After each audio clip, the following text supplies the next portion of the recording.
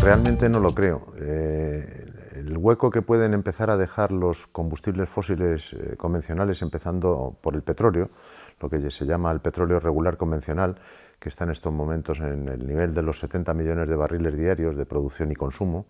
aunque el nivel total de todos los líquidos combustibles ha alcanzado ya la cifra abrumadora de unos 87 millones de barriles diarios, porque se le suman a eso otros líquidos combustibles como pueden ser los petróleos no convencionales o los biocombustibles o las arenas, los petróleos que se derivan de arenas asfálticas, de aguas ultraprofundas, de petróleo polar, etcétera, empiezan a declinar de forma considerable. Es decir, cuando empiecen, como nos tememos en ASPO, en la Asociación para el Estudio de los Recursos Energéticos, que esto empiece a declinar, lo va a hacer a un ritmo de un 4 o 6% anual, por los registros históricos que tenemos de la forma en la que han ido decayendo en más de 40 países productores que ya están en declive, en franco declive o incluso en declive terminal productivo. Es decir, están cayendo, es una curva de caída muy pronunciada.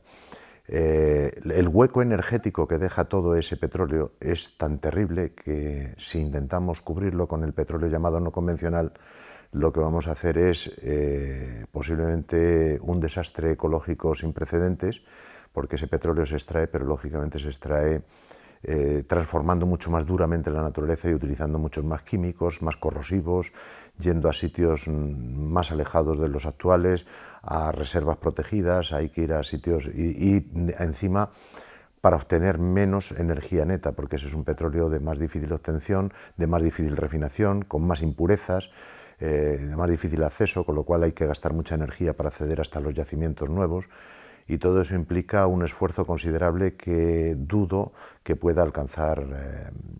el declive que se van a provocar con la caída de los combustibles convencionales. De hecho, Estados Unidos, que ya,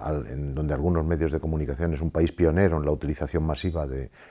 intento de utilización masiva de combustibles no convencionales, de combustibles fósiles no convencionales, sobre todo de gas y de petróleo, están ahora dando palmas de alegría porque consideran que la explotación intensiva que están llevando en muchas cuencas en Estados Unidos, como la de Bakken y muchas otras y demás, les ha llevado a producir pues 1,5 millones de barriles diarios, y con eso creen que van a poder ya, si siguen acelerando los descubrimientos, van a poder sustituir no solamente el declive productivo de su país, que es un declive considerable. En el año 71 eran los mayores productores, consumidores y exportadores de petróleo al mismo tiempo, y en estos momentos pues están importando el 65% y cada año que pasa tienen que importar más del petróleo que consumen. Entonces que es el país pionero en la utilización de todas estas reservas, realmente está consumiendo entre 20 y 23 millones de barriles diarios de petróleo, de los 87 que consume el mundo, y sin embargo importa el 65%, y después de varios años de explotaciones intensivas del petróleo y del gas han subido la producción de gas y de petróleo ligeramente o de forma más o menos acusada, pero desde luego sin poder cubrir, sobre todo en el petróleo, ni de lejos, no solamente ya las importaciones importantes que están haciendo, sino las caídas de los combustibles convencionales.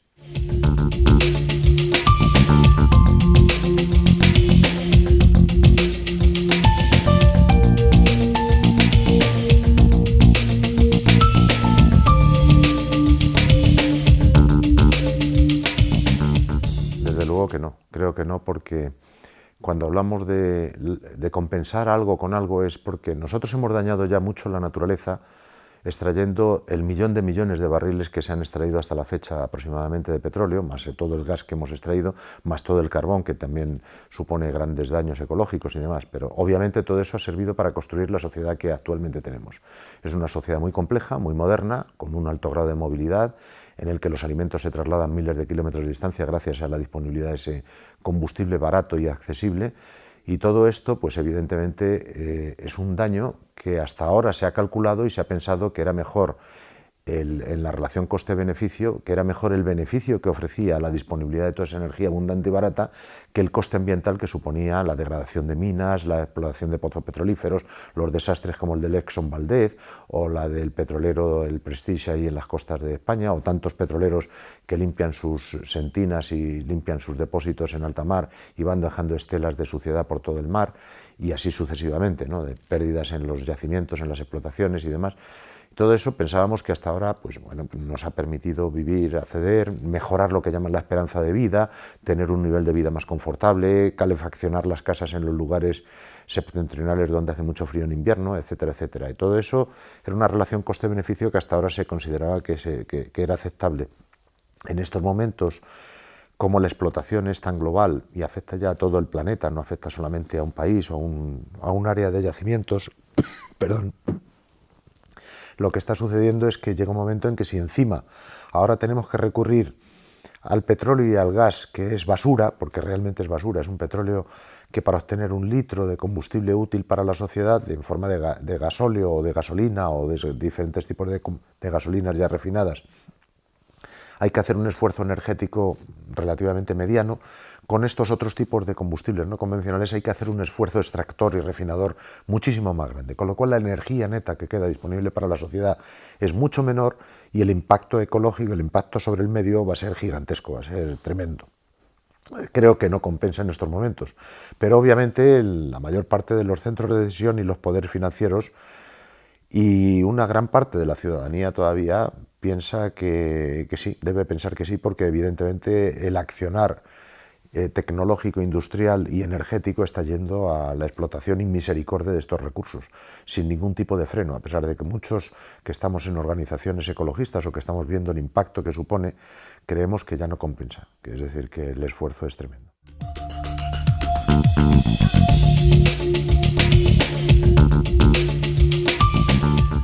Creo que habría que cambiar muchas más cosas que las que ha cambiado el último Real Decreto que ha sacado el Gobierno. Después de una tanda de Reales Decretos desde el año 2004, hay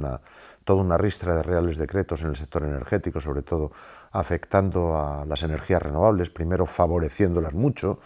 después dejando de favorecerlas, después creándoles incertidumbres y después paralizándolas por completo y dejando a muchas industrias y muchos sectores de las energías renovables en el camino, agobiados, asfixiados y con las inversiones todavía sin amortizar. Pues creo que este último Real Decreto, en el que tratan de poner un parche colocando impuestos a la generación de energía eléctrica, es un parche que no soluciona el problema energético de fondo. Es decir, que si hubiese que cambiar el modelo energético, habría que hacer un cambio sustancial, abrumador, rápido, profundo, de unas características de cambio de paradigma como no se puede uno imaginar.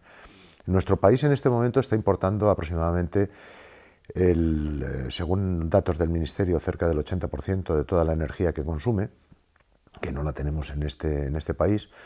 y según los cálculos que hacemos algunos otros, cerca del 90%, porque algunos creemos que la energía nuclear es también un combustible importado. De hecho, el Ministerio no lo niega, no niega que todo el combustible, todo el uranio, se esté extrayendo en estos momentos fuera de España, que es el combustible realmente que alimenta las centrales nucleares, o que el refinamiento, lo que ahora se cuestiona tanto ante los iraníes, que es el enriquecimiento del uranio, también se está realizando fuera, y que algunas fases y procesos claves de la industria nuclear, de creación de algunos elementos tecnológicos claves del sector nuclear, dependan también del exterior, es decir, es una energía que no es nuestra. Por tanto, dependemos del orden de cerca de un 90% de toda la energía que consumimos del exterior.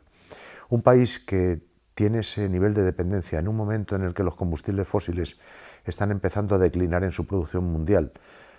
aumentan las guerras por los recursos, como hemos visto en los casos de Irán, de Libia, de Afganistán y ahora presumiblemente de Siria e inmediatamente después de Irán, por no mencionar otros casos de países productores que también tienen conflictos y tensiones que la gente o los medios de prensa muchas veces no atribuyen a la escasez de recursos, pero que son atribuibles a la escasez de recursos, como es el caso de la demonización de Venezuela, porque es un país productor de energía que de alguna forma se rebela contra el mandato de los grandes consumidores de dejar y entregar todos sus recursos sin condición alguna, o el caso de Colombia, donde hay un conflicto permanente también por los recursos, o muchos otros casos como Indonesia, que ha sufrido muchísimo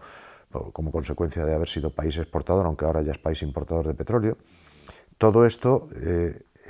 crea un estado de debilidad enorme en nuestro país, porque si se corta alguno de esos flujos de combustible, el colapso social que se puede provocar es tremendo. Es decir, deberíamos empezar a tomar en consideración y seriamente que tenemos que ir a un cambio de modelo, pero radical. Ya no solamente en el uso y potenciación de las energías renovables, que son una transición posiblemente conveniente y necesaria. Desde luego no creo que pueda compensar el declive de los combustibles fósiles, por muy intensamente que se desarrollen, pero también en el modelo de consumo. Es decir, deberíamos reducir drásticamente el consumo y crear todo un programa energético en el país para obligar a la ciudadanía, o concienciar a la ciudadanía preferiblemente, a que consuma muchísimo menos de lo que consume. En estos momentos el consumo promedio mundial está, si tuviéramos que ponerlo en kilos equivalentes de petróleo por habitante en el planeta, está aproximadamente en 1,5 toneladas de petróleo equivalente por habitante del planeta y año. Eso es una brutalidad energética. Si lo pusiéramos en energía, sería como que si cada ciudadano del mundo tuviese a su disposición 2.500 vatios de potencia, es decir, 25 bombillas de 100 vatios encendidas permanentemente a su disposición.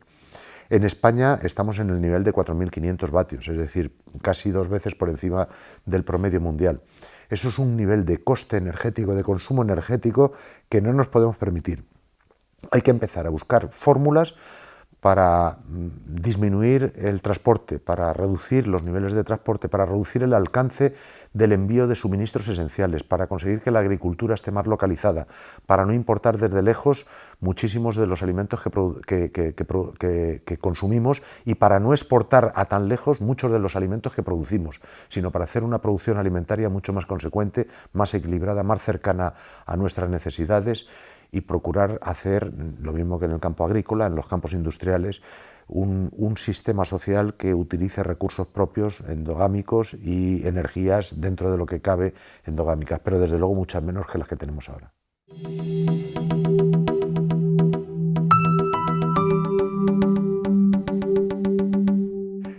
Sugerir a la gente que se vayan preparando, porque este sí que es un cambio importante y que además posiblemente, a mi juicio, la crisis financiera actual es una crisis sin fondo, y aunque la clase política y desde luego el poder financiero no lo reconoce así, creo que está larvada, y está la base de esa crisis financiera es la falta de mayor disponibilidad de recursos energéticos para crecer. Es decir, hay una ecuación que es muy elemental. El crecimiento económico se basa en que tenemos capacidad para transformar la naturaleza. Producimos bienes y ofrecemos servicios porque tenemos energía disponible para transformarla y para producir esos bienes o generar servicios. Cuando éramos monos desnudos, pues apenas consumíamos 100 vatios, que era lo que nuestro metabolismo conseguía a través de los alimentos y del sol, y podíamos transformar muy poco la naturaleza, lo que nuestras manos nos podían permitir. Cuando empezamos a utilizar los animales de tiro en nuestro provecho, podíamos transformar un poco más de la naturaleza, pero muy poco. Hoy tenemos máquinas que nos ayudan, y energía que alimenta esas máquinas, que es fósil fundamentalmente, que nos ayuda a transformar la naturaleza de forma brutal. Bueno, pues toda esta transformación debería tratar de reducirse, y esa es la que crea la actividad económica. Entonces, si hay aumento o pretendemos tener aumento de la actividad económica como quieren los gobiernos, necesariamente tiene que haber un aumento del consumo de energía. Y es evidente que ya hemos llegado o estamos llegando al cenit de la producción mundial de petróleo, que es el vector energético más importante de toda la sociedad mundial, y desde luego de la española, que es mucho más dependiente del petróleo que muchas otras. Casi la mitad de nuestra cesta energética es consumo de petróleo. Entonces, si realmente ahora hay un problema mundial, no español, de luchas por los recursos energéticos porque no aumenta la disponibilidad de energía, o estamos intuyendo que en los próximos años no solamente no va a aumentar, sino que va a disminuir, debemos prepararnos necesariamente para que la actividad económica no pueda aumentar, porque es que si no hay aumento de disponibilidad energética no va a haber aumento de la actividad económica. Si no hay un aumento de la actividad económica y no aumenta el PIB, como se conoce, es el baremo fundamental porque se mide la actividad económica, si no aumenta el PIB, desde luego el sistema financiero colapsa y quiebra, porque el sistema financiero es elemental, se basa en que te presta X de capital y tienes que devolverle en un tiempo T X más algo más. Y eso al que ha tomado el préstamo le obliga a crecer, le obliga a hacer un movimiento de transformación de la naturaleza que cree más de lo que ha recibido. Por tanto, el crecimiento es obligatorio para que el sistema financiero actual, tal y como lo conocemos, prestar con intereses en definitiva, obligue al crecimiento. Y como no se va a poder seguir creciendo, el colapso financiero en realidad está escondido, es el signo visible de un colapso energético anunciado que está oculto y larvado. Y esa es la advertencia más importante que quería hacer a la sociedad. Y ya nada más.